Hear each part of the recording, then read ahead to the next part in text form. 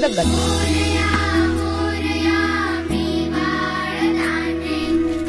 देव बरं करू सगळ्यांचं करू.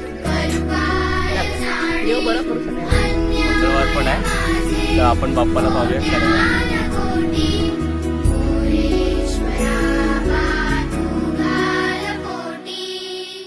दिसतो तू गोड गोजिरा बाप्पा,